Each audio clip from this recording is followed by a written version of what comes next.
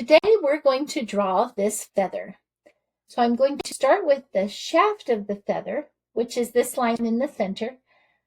I could start with the whole shape of the feather, which is a long oval, but I think we can get that shape as we go along. So I'm starting with that center line, which is the shaft, and it has a little bit of a curve, and it's a little thicker down here on this end. A little bit, sort of like a leaf might be. And then straighten that out a bit. And to get these smallest pieces of feather, they are very light and wispy. So I'm going to draw them sort of squiggly lines. And that makes them look light, wispy, sort of like downy feathers. Feather pieces on there. And now I'm going to work my way up the feather.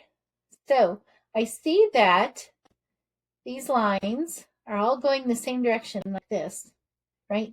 And they are getting longer the further we go. They go to the end of the shaft, that center line, and then they straighten out. And then on this side, they're going to go the opposite way. So starting here, I'm going to start drawing lines going this way.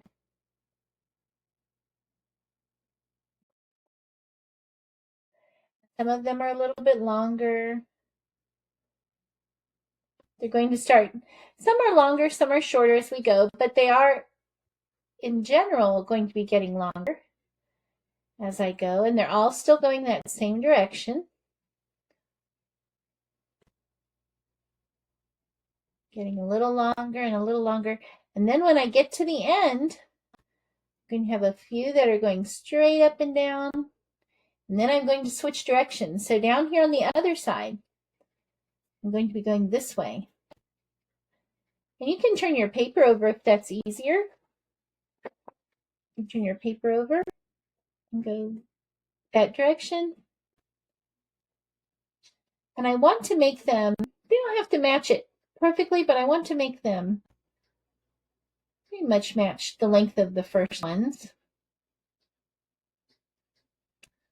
I'm going all the way back to that other side. Now there's a basic feather there. These are shorter than this side. I'm going to go ahead and make these longer. Make it match a little better. Now if you notice, if I draw more lines right here, or these little feather pieces, my feather is getting darker right there. So if I wanted to make this a striped feather, the way I would do that is to add more little pieces. I would overlap these pieces I've just drawn, and look, that feather has a stripe there.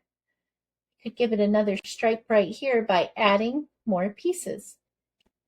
These are definitely longer than this side, so I can make this side longer.